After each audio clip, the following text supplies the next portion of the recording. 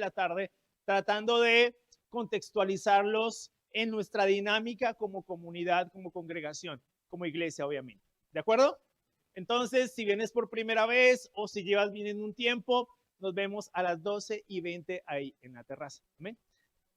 Bueno, hoy continuamos con nuestra serie de regresando a la esencia o regresando al fundamento. Y esto es muy importante, ¿por qué? Porque hay una tendencia, sobre todo en estos últimos tiempos, a tratar de hacer la iglesia relevante, tratar de hacer la iglesia adaptable al contexto, tratar de hacer la iglesia atractiva o el cristianismo atractivo. Y en ese afán de hacerlo, se termina desconfigurando lo que en realidad es el cristianismo.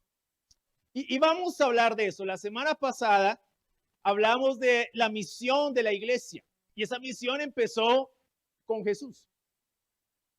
Jesús dio la gran comisión en Mateo 28, 18 al 20. La iglesia empezó con esa misión, pero no es la misión de la iglesia. Es lo que en teología conocemos como la missio Dei o la misión de Dios para la iglesia. Tenemos que tener eso en mente cuando hablamos de la misión, porque generalmente se confunde la misión de la iglesia con los planes de la iglesia. Y la misión de Dios para la iglesia es algo completamente diferente, como lo hablamos hace 8 días. Pero hoy vamos a continuar con ese tema.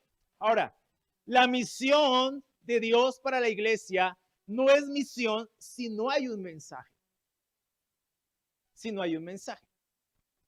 Y la iglesia en Pentecostés inició con un mensaje. Con un mensaje. Y no era un mensaje motivacional. No era un mensaje de visión y éxito para tu vida. No era un mensaje de coaching cristiano primitivo. No. Era un mensaje que apuntaba, señalaba específicamente a una persona, Cristo. Tenemos que regresar a esa predicación. Vamos a Hechos 2.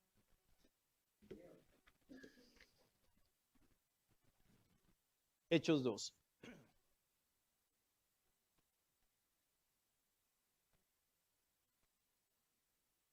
Si quieren colocarle título a este sermón, yo le coloqué una iglesia perseverante. Pero evidentemente perseverante en estas cosas fundamentales. ¿Sí? Fundamentales.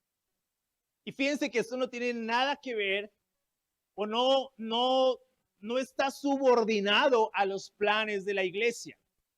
Tengamos planes o no tengamos planes como iglesia, la misión y el mensaje de la iglesia deben continuar.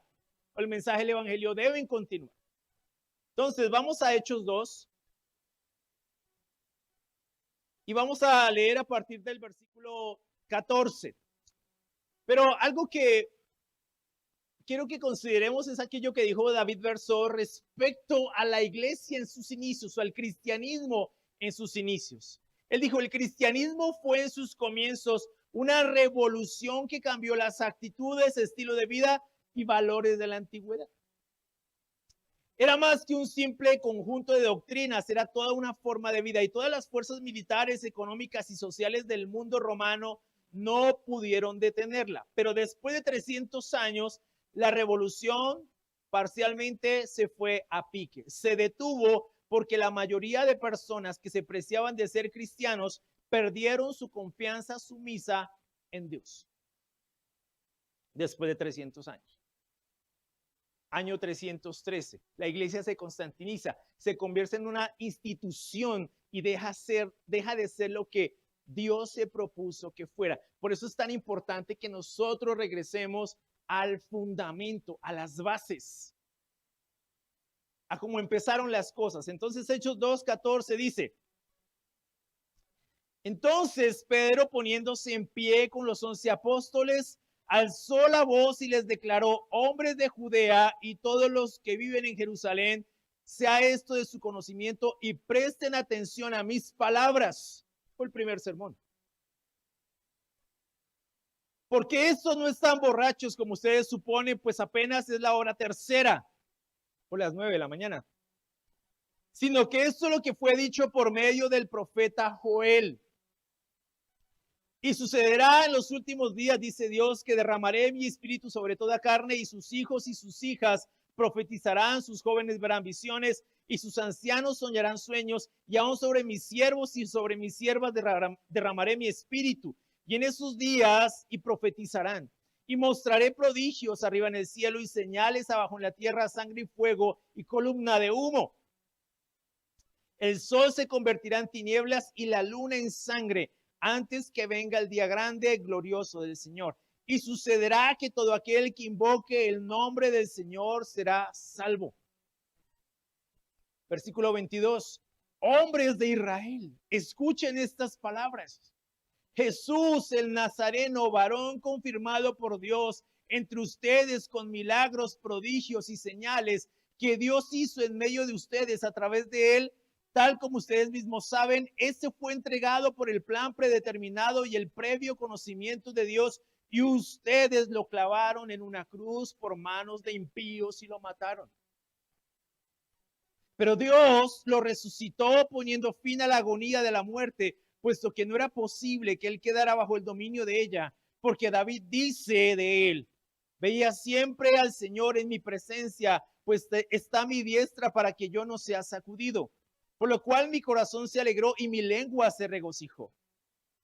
Y aún hasta mi carne descansará en esperanza, pues tú no abandonarás mi alma en el Hades, ni permitirás que tu santo vea corrupción.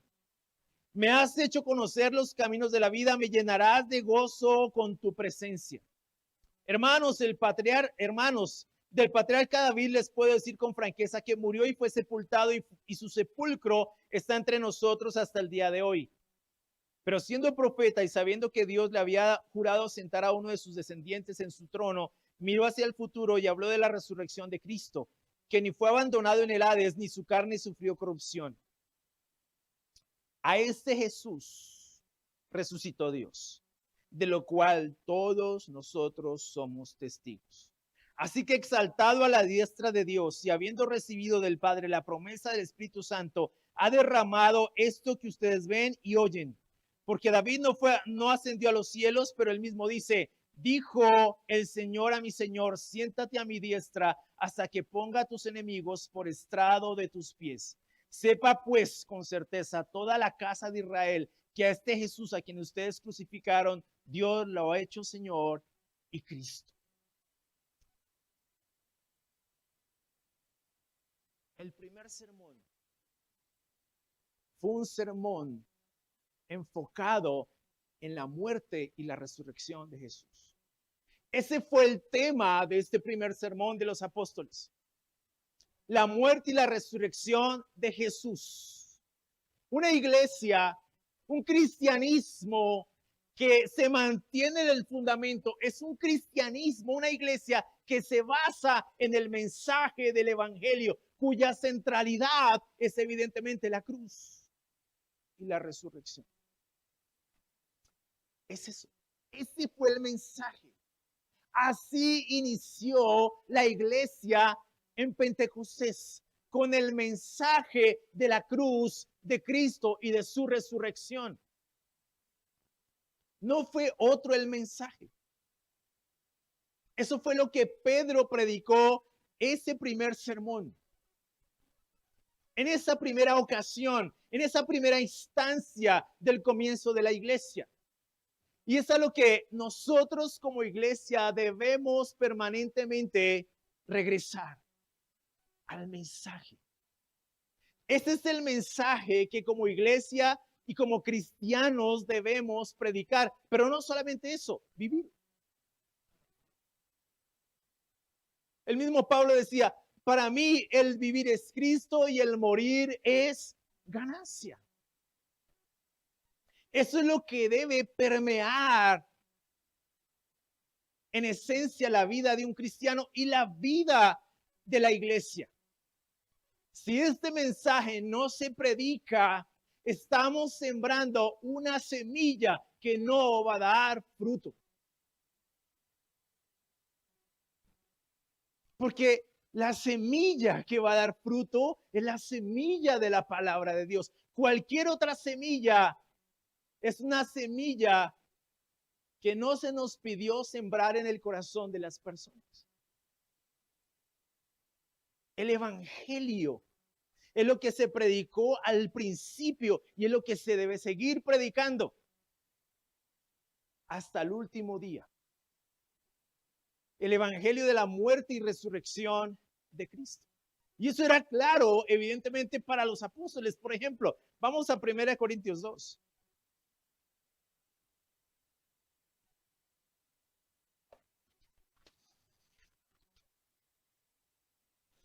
Marcan ahí. 1 Corintios 2, versículo 1. Este es Pablo hablándole a la iglesia en Corinto.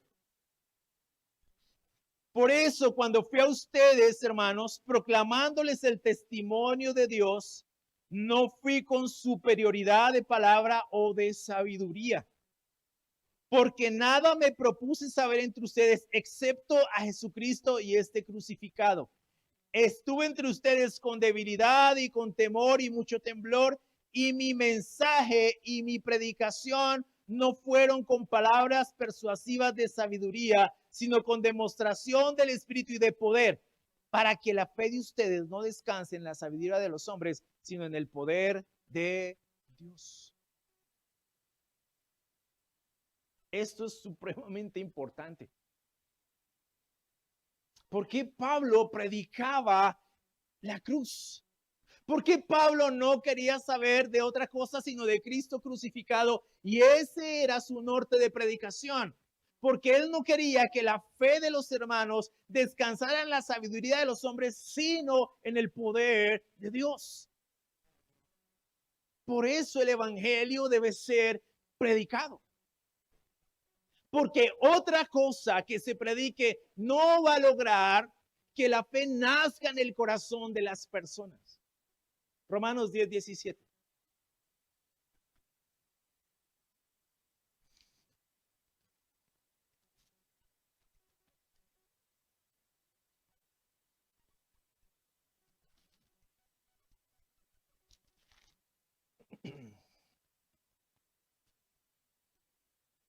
Romanos 10, versículo 17. Así que la fe viene del oír y el oír por la palabra de Cristo. ¿De dónde viene la fe? ¿Cómo nace la fe? De predicar la palabra de Cristo, de predicar el evangelio. Si se predica, si se siembra una semilla diferente, así le maticemos con escrituras, simplemente esa semilla no va a dar fruto. Y es lo que está pasando hoy en muchos lugares. Esa predicación motivacional, esa predicación coaching, esa predicación de técnicas, de anécdotas, de historias, de chistes, de cuentos, eso es una semilla muerta. Eso no va a dar fruto. La iglesia no necesita las historias del predicador. La iglesia no necesita la motivación del predicador. La iglesia no necesita las anécdotas de las personas. La iglesia necesita el poder del evangelio en su vida. Porque eso es lo que va a dar fruto. Ninguna otra cosa. Primera de Timoteo.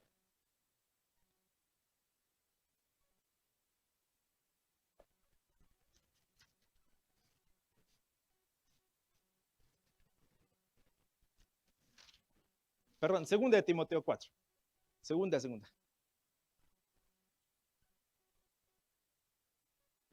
Solo pasan 2 páginas. Segunda de Timoteo 4 dice en el versículo 1, en la presencia de Dios y de Cristo Jesús, que ha de juzgar a los vivos y a los muertos por su manifestación y por su reino, te encargo solemnemente, este es Pablo a Timoteo, predica la palabra.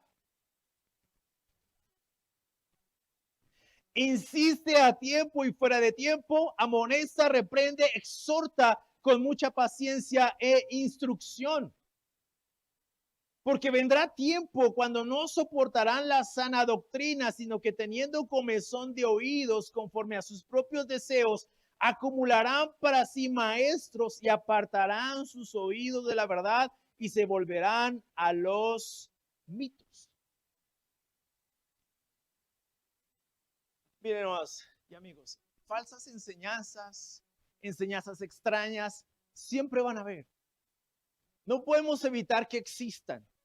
Van a estar, siempre han existido. En el Antiguo Testamento hubo, en el Nuevo Testamento hubo y lo siguen habiendo. El problema es cuando nosotros como iglesia le prestamos más atención a eso que al Evangelio.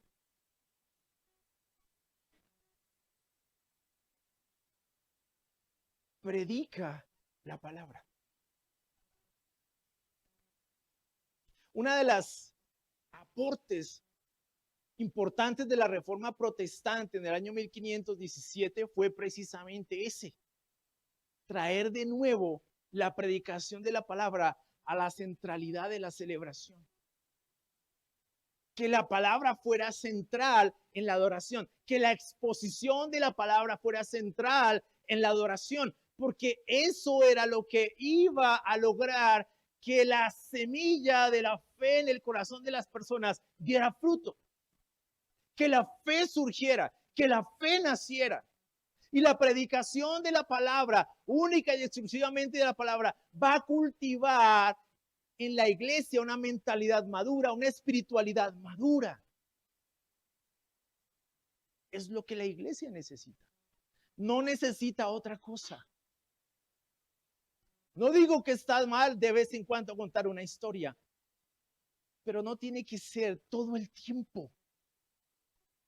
Lo que debe protagonizar la predicación es precisamente la exposición de la palabra de Dios.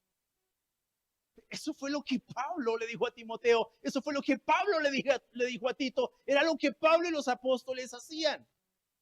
Y eso fue lo que transformó el mundo en el primer siglo hasta el siglo IV.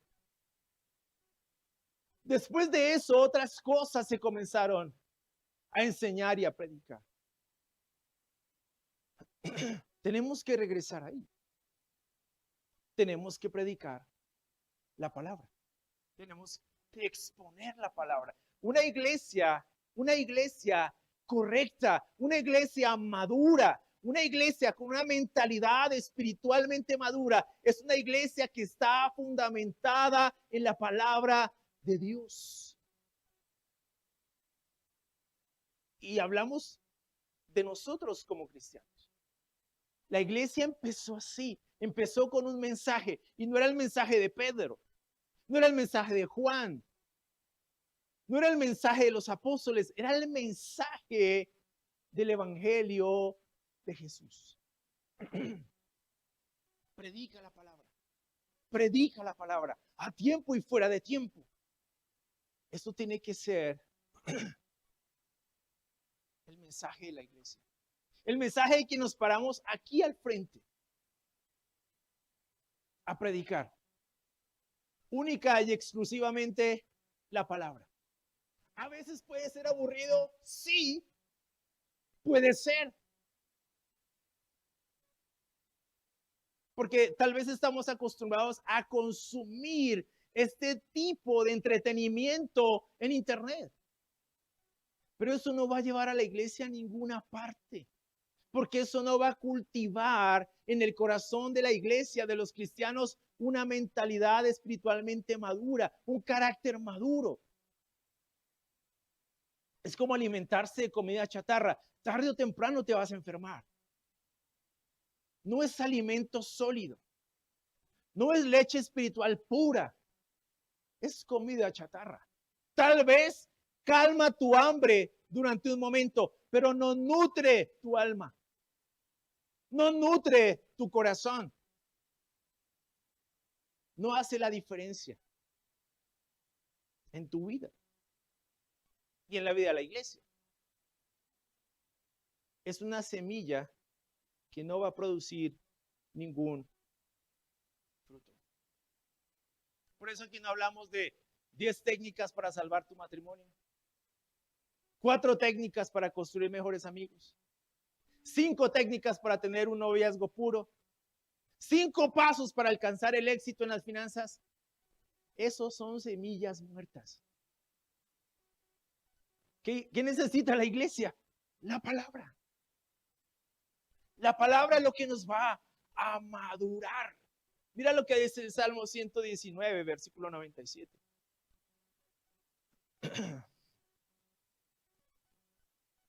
Para que no les quede duda.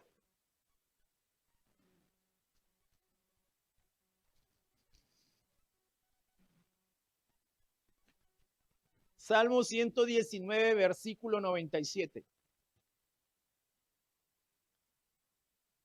¿Cuánto amo tu ley? Todo el día es ella mi meditación. Todo el día es ella mi meditación. Mis hermanos, ¿es la palabra todo el día tu meditación? Pregúntate eso. Tus mandamientos me hacen más sabio que mis enemigos, porque son míos para siempre. Tengo más discernimiento que todos mis maestros, porque tus testimonios son mi meditación. Entiendo más que los ancianos, porque tus preceptos he guardado. De todo mal camino he refrenado mis pies para guardar tu palabra. No me he desviado de tus ordenanzas, porque tú me has enseñado. Cuán dulces son a mi paladar tus palabras. ¿Son dulces sus palabras a nuestro paladar? Preguntémonos eso. Sí, más que la miel a mi boca. De tus preceptos recibo entendimiento. Por tanto, aborrezco todo camino de mentira.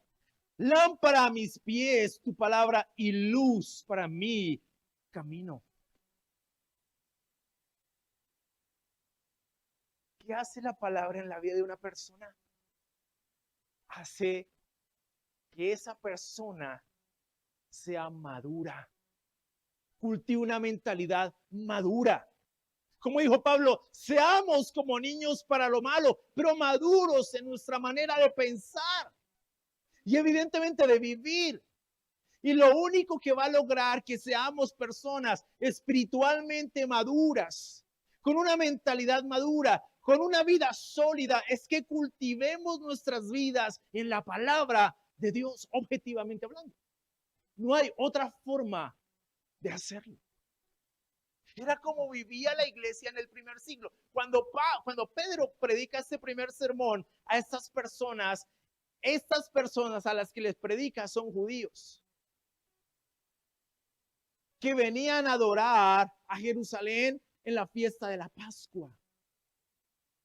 Son personas que conocían las escrituras. Pedro no le está predicando a neófitos en la fe. Pedro le está predicando a personas que conocían las escrituras, que vivían en la palabra de Dios, y aún así les está predicando la palabra para confrontarlos con la cruz. De manera que la palabra no solamente nos cultiva, nos confronta. Nos confronta con la verdad. Nos confrontan con la verdad de Dios y con la verdad de quienes somos y con la verdad de quienes necesitamos ser desde la perspectiva de Dios. Es eso. La palabra nos confronta.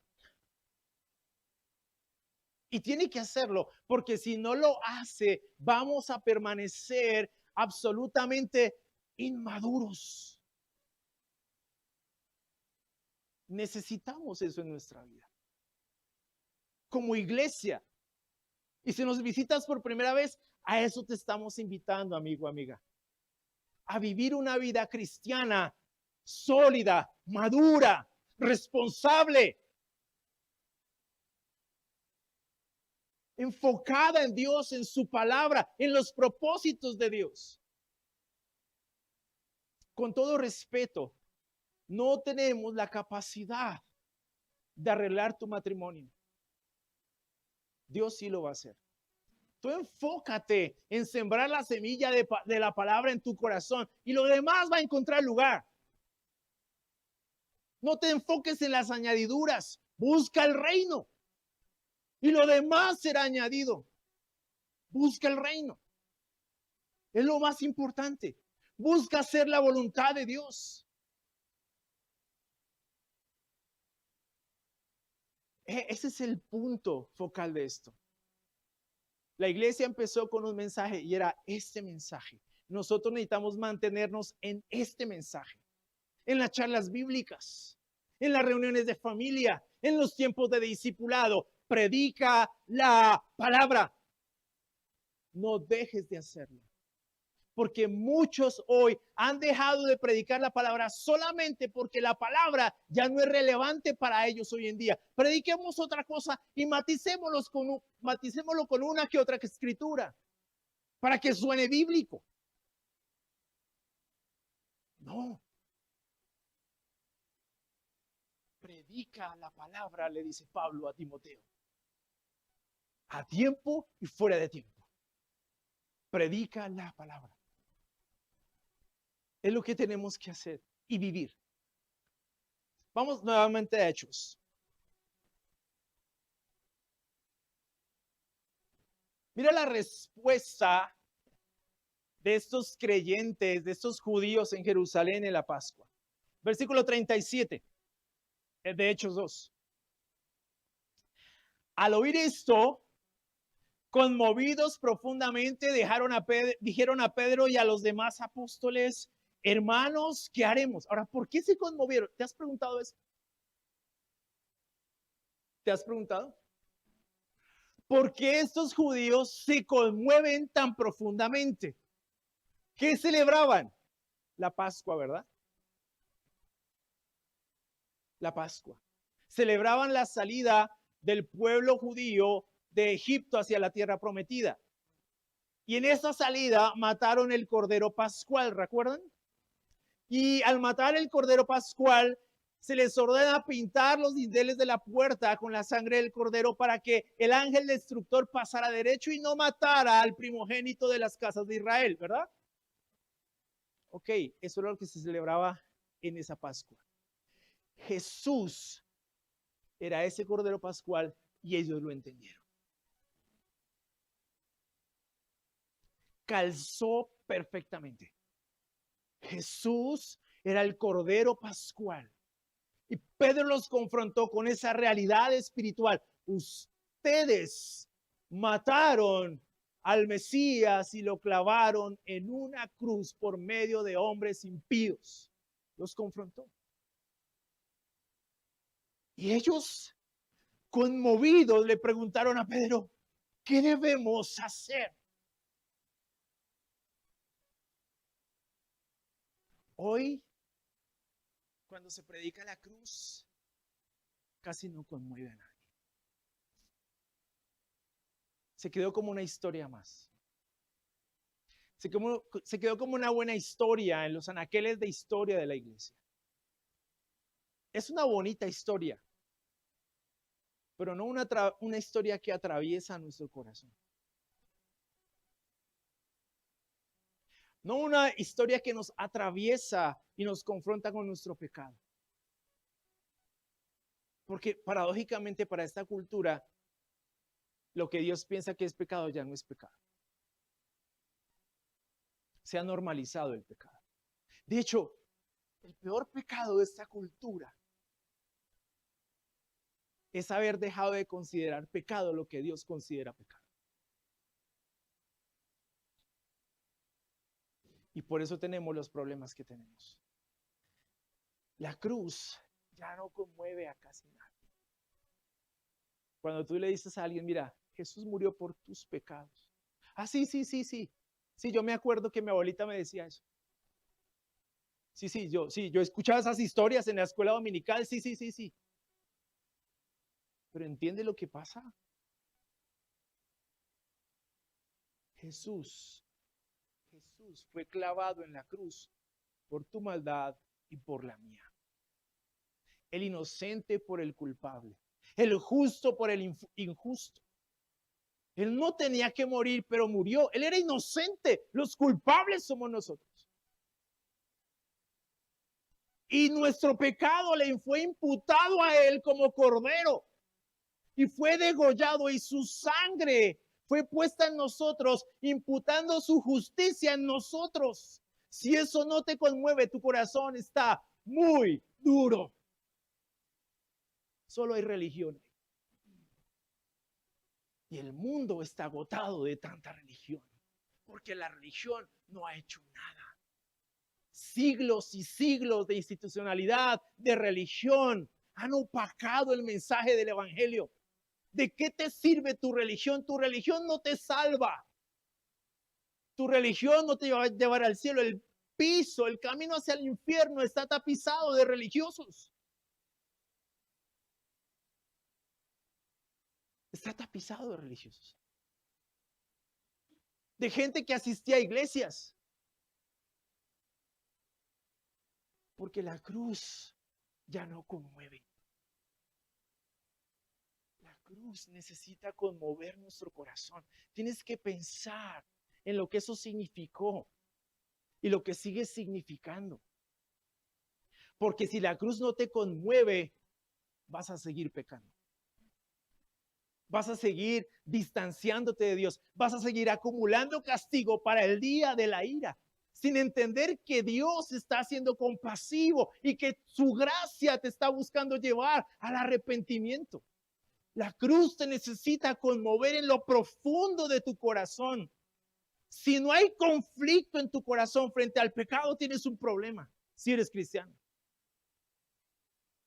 Si cuando pecas no hay conflicto dentro de ti, no te sientes mal, no te sientes horrible, no te sientes triste, mal con Dios porque pecaste, tu corazón está endurecido. Ten cuidado con eso.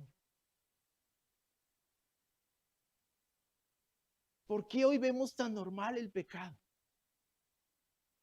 Porque la cultura en la que estamos ha normalizado el pecado. Lo ha normalizado. Ha hecho que el pecado sea una narrativa absolutamente normal dentro del marco social. No hay problema. Nadie es perfecto. Aquí no estamos hablando de perfección. Estamos hablando de lo que puso al Hijo de Dios en la cruz. Eso. La cruz nos necesita conmover. Tú necesitas, tú y yo, cada uno. No mires al vecino. No sé cómo esto le caería bien a fulanito. Es para ti y para mí. Cuando mires a la cruz, mírate tú y Jesús. Él murió por ti. Él entregó su sangre por ti. Para que tu vida muriera al pecado y viviera para la justicia. Para eso murió Jesús. No me vayas a decir, ay, qué bonita historia. No es una bonita historia. La cruz fue algo vulgar. Allí morían solamente los criminales de la peor calaña. La cruz fue algo que la gente ni siquiera mencionaba porque era terrible. No era una bonita historia. Era una historia terrible. Y el Maestro Jesús murió en esa cruz como un criminal cualquiera. El mismo ladrón a su lado reconoció eso. Le dijo al otro, mira, tú y yo estamos aquí porque lo merecemos, pero él es inocente. Él es inocente. Y por eso ese día él fue salvado, porque reconoció su maldad. No se justificó de ninguna manera. Tenemos que regresar a la cruz, mis amigos y hermanos. Tenemos que regresar al hecho de que la cruz nos tiene que conmover, nos tiene que atravesar. Ese madero nos tiene que atravesar, esos clavos nos tienen que atravesar, esa corona tiene que atravesar nuestra conciencia. No podemos quedar siendo las mismas personas después de que vemos este relato de la cruz. No podemos.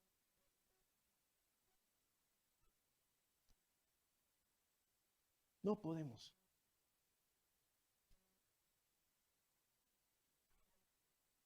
Porque si lo hacemos, estamos sembrando semillas muertas.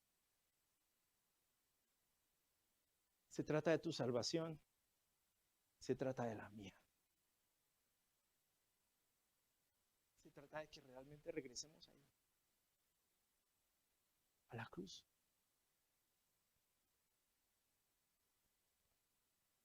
Versículo 38. Entonces Pedro les dijo, arrepiéntanse. Ese es otro pilar olvidado. Arrepiéntanse. Arrepiéntanse, dije, de su pecado. Pero eran judíos devotos. Sí, pero sus pecados pusieron a Jesús en la cruz. Arrepiéntanse de sus pecados. ¿Qué es el arrepentimiento? Es darle la espalda al pecado y regresar a Dios. Y tú y yo necesitamos arrepentirnos y vivir una vida de arrepentimiento en el cristianismo hasta el final de nuestros días. Cada uno. Estamos en una cultura que piensa que con ser religioso es suficiente, que con tener tal o cual religión, tal creencia religiosa es suficiente. No, la sangre de Jesús tiene que estar en el dintel de tu corazón, o si no, el ángel de la muerte no va a pasar derecho.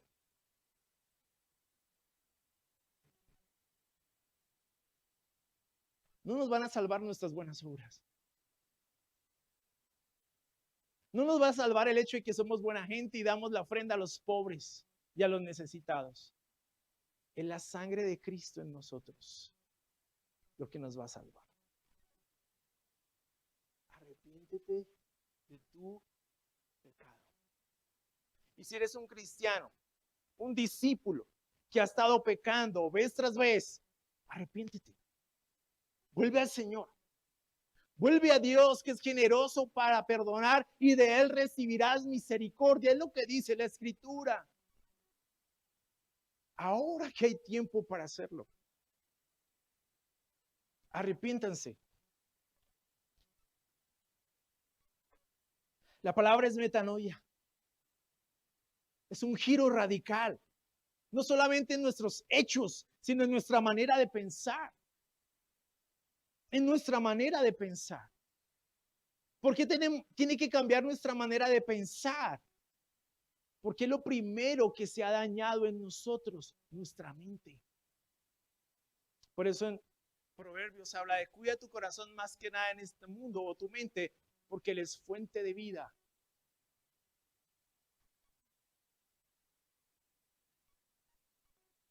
El arrepentimiento es un cambio de mente radical.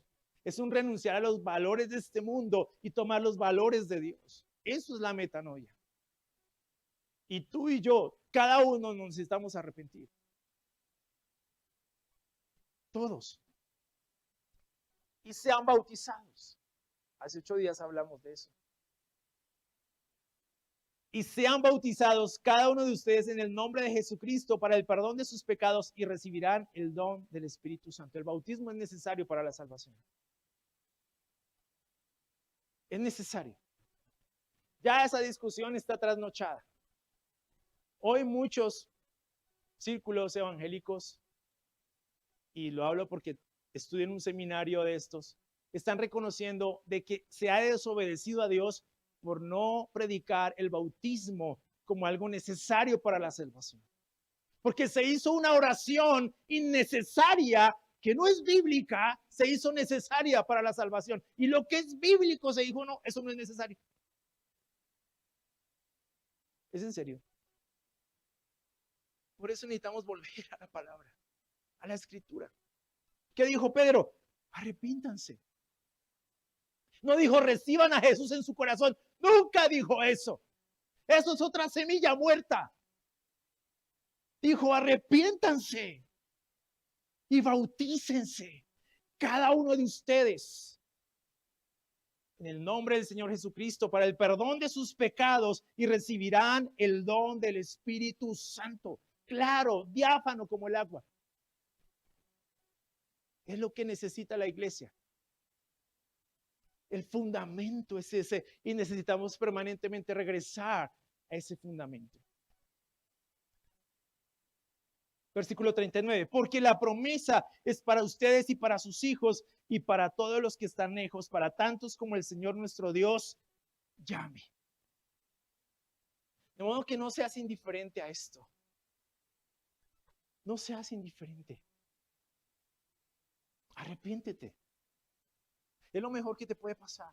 Vuélvete a Dios, bautízate para el perdón de tus pecados y recibirás el don del Espíritu Santo. Es una promesa para ti, para tus hijos y para tus nietos. Y Pedro con muchas otras palabras testificaba solemnemente y les exhortaba diciendo, sean salvos de esta generación perversa. Es el mismo llamado. Sean salvos de esta perversa generación. Hace 8 días les dije, el mundo no tiene nada que ofrecer. Por más bonito, por más atractivo que se presente, el mundo sigue siendo mundo, Dios sigue siendo Dios. Y no hay nada que el mundo te ofrezca que haga que sea mejor que lo que Dios te ofrece. El Evangelio. No hay nada mejor que eso. No hay nada que supere el sacrificio de Cristo en la cruz. Nada. ¿Tú quieres que tu vida realmente sea significativa? Busca a Dios. Busca a Dios. Busca su voluntad en tu vida. Busca a Dios. Deja tu vida. Muere a tu vida y busca al Señor. Es lo que nos pide el Señor en las Escrituras. Morir a nosotros mismos. Dejar nuestra vida absurda que heredamos de nuestros antepasados. Dejarla. Y abrazar la vida del Evangelio. Abrazar esa vida. Si tú me dices a mí que hay algo mejor que lo que Dios ofrece en el Evangelio, me dices. Estoy seguro que no, pero pues quiero escucharte.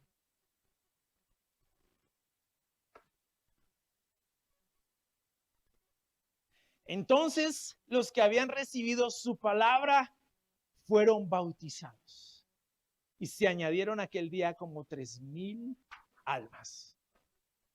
3,000 personas. 3,000 personas decidieron poner su confianza en Cristo y bautizarse para el perdón de sus pecados y recibir el Espíritu Santo. Hoy es el día de la salvación. Y espero, es mi oración, que cada uno aquí tomemos esto con mucha seriedad. ¿Somos una iglesia perfecta? No. Buscamos ser una iglesia correcta, una iglesia madura, una iglesia que busca su voluntad. Y esa voluntad está en su palabra. Y buscamos hacer lo que dice aquí más adelante. Y se dedicaban continuamente a las enseñanzas de los apóstoles, la sana doctrina. Buscamos perseverar en la sana doctrina. Buscamos exponer la palabra de Dios de forma expositiva. Buscamos edificar la iglesia en las sanas palabras de la Escritura, no con otro tipo de estrategias. No buscamos ser relevantes por ser relevantes, simplemente buscamos ser fieles a la palabra. Y eso nos va a hacer relevantes, por lo menos delante de Dios.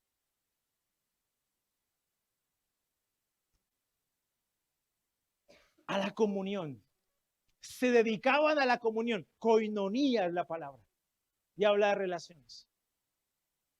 Una iglesia correcta, una iglesia espiritualmente madura, una iglesia saludable, es una iglesia que se mantiene en la sana doctrina, pero también en las sanas relaciones. Las relaciones son un tema central, esencial, doctrinal. No es un tema periférico. Hay 56 pasajes en la escritura que nos hablan de los unos a los otros, de modo que buscamos dedicarnos a la koinonía, a las sanas relaciones. ¿Es fácil? No. No es fácil. Pero buscamos hacer eso. Porque la voluntad de Dios es que nos amemos unos a otros de la manera que Él nos amó. Jesús nos vino a enseñar cómo relacionarnos unos a otros. Buscamos ser una iglesia que se ama, que se cuida. Todo lo que hacemos como organización, como institución, porque también lo somos, va direccionado a contribuir, a nutrir la koinonía que tenemos en la iglesia. Eso tampoco es fácil. Es un trabajo arduo. Predicar la palabra expositivamente, predicar la sana doctrina, es un trabajo arduo. No es sencillo. Por eso los charlatanes no son bienvenidos al púlpito, porque no tienen nada que ofrecer. Necesitamos edificar la iglesia en eso, en el mensaje, en la sana doctrina, en la sana koinonía. Al partimiento del pan, por eso tomamos la Santa Cena cada 8 días, porque recordamos la muerte y la resurrección de nuestro Señor Jesús. Eso es central en nuestra celebración, central. Buscamos celebrar la muerte y la resurrección de Cristo porque Él nos dijo que cada vez que nos reuniéramos, hiciéramos eso en memoria de Él. Finalmente, al partimiento del pan y a la oración. Por eso oramos tanto en los servicios. Hay unas hermanas que se reúnen todos los domingos allá en la terraza a orar por la iglesia, a orar por nuestros hijos. Esto es el fundamento de una iglesia correcta, de una iglesia saludable, de una iglesia que persevera. Y ahí tenemos que mantenernos, mis hermanos y amigos. Y a eso te invitamos, a ser parte de una iglesia que hace parte del reino de Dios, que busca hacer la voluntad del Señor, porque para eso fuimos llamados. A eso te estamos invitando. Si aún te quedan dudas, nos vemos ahorita a las 12:20 en la terraza. Pero el llamado precisamente es a esto, hacer ese tipo de comunidad. Todo eso que he hablado el día de hoy son los aspectos que formaban el carácter de la iglesia en el primer siglo. Este pasaje que acabamos de leer al final, el versículo 42, se ha denominado la esencia del discipulado cristiano. Una iglesia saludable debe caracterizarse específicamente por esto. Oremos por ser cristianos que perseveran, que se mantienen firmes. Si queremos recuperar y mantener el corazón de los cristianos del primer siglo, necesitamos continuar siendo, hasta el final de nuestros días, una iglesia que persevera. Muchas gracias, mis hermanos.